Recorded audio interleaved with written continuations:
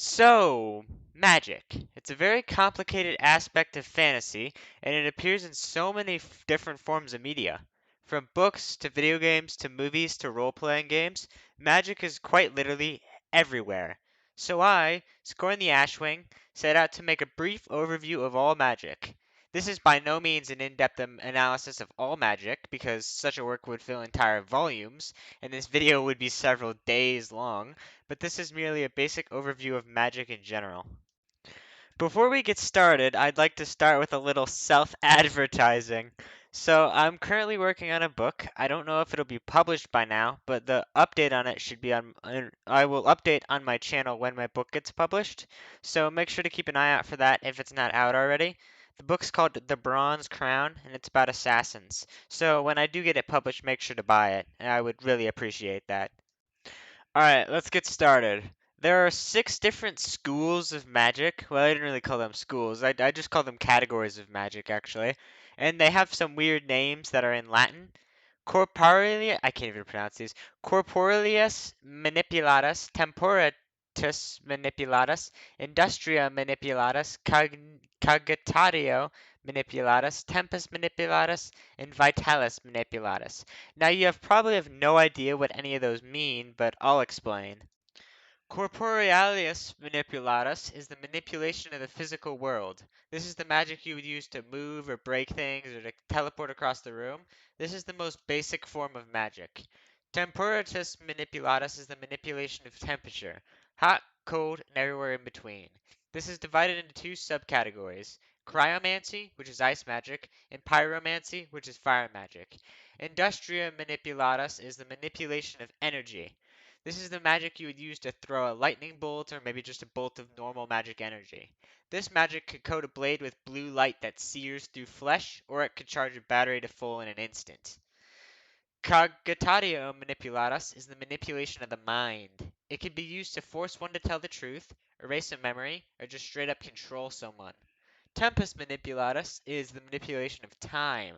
This could be slowing and freezing time or going backwards and forwards in time. Finally, vitalis manipulatus is the manipulation of life. This is separated into two subdivisions: necromancy and miracles. Necromancy is death magic. It would be used to instantly kill someone or to animate the dead. Miracles are holy magic spells. They are used to bring someone back to life or to heal a wound.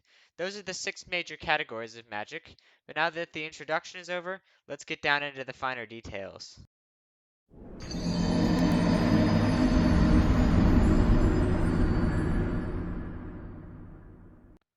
Alright, so to get started, I'm going to go into depth about the different categories of magic, and we're going to start with physical magic. But I'll be talking about the different spells that could be used in each category, so let's get to it.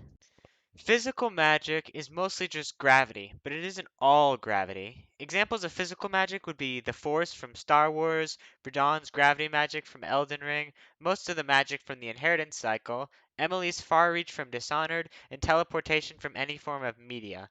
Someone using this magic could pick up rocks and throw them at their enemies without touching them.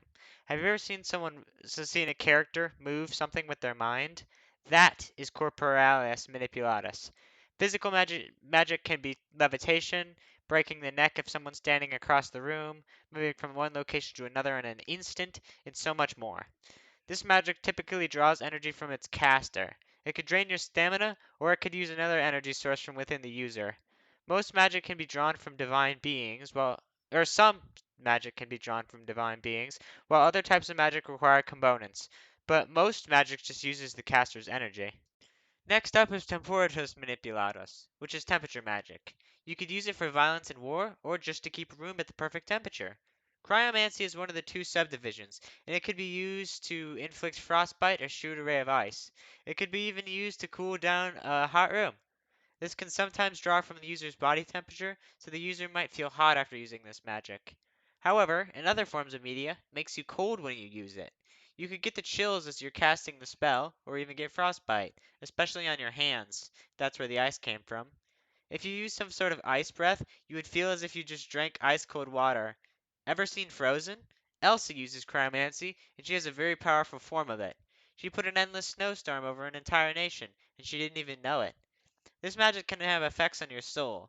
Some people who use cryomancy will act cold and emotionless. The other half of temperature magic is pyromancy, which is fire magic. You could create a small spark or bring down the fury of the sun. Chato Santana from Suicide Squad uses pyromancy, and he can shoot fireballs and rays of flame from his hands. He can even engulf his entire body in flame and turn into a big fire monster. This magic can also affect your soul, and those who overuse it find themselves being easily angered and hateful. But it's more than just magic.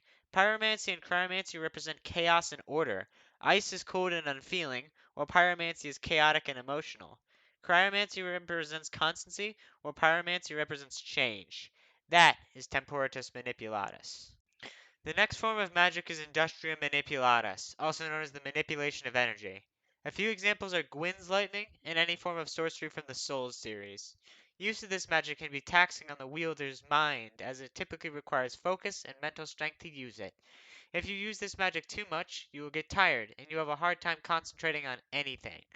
Magic users who specialize in this skill will sometimes be lively, energetic people, or sometimes be very dull and tired. Next on the list is Cognito Manipulatus, the manipulation of the mind. This is a very advanced form of magic, requiring a lot of nuance and skill.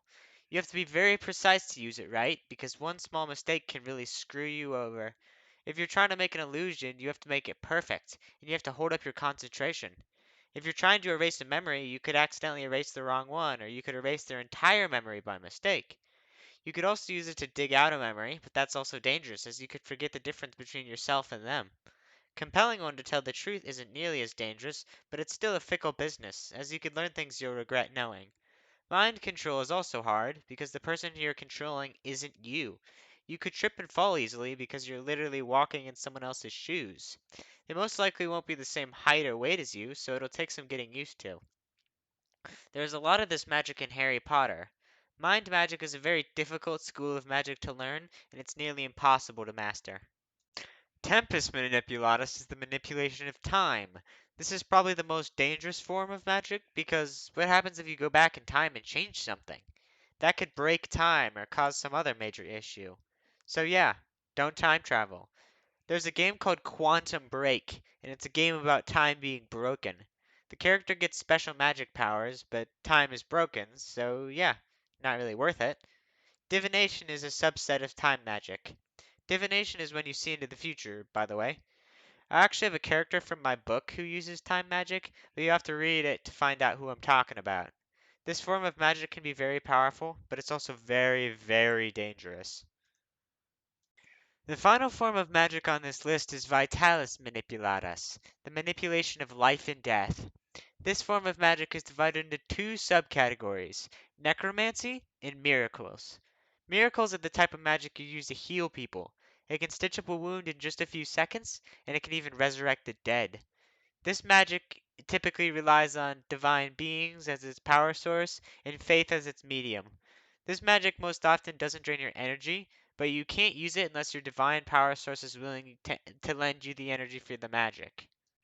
Then there's my all-time favorite, necromancy.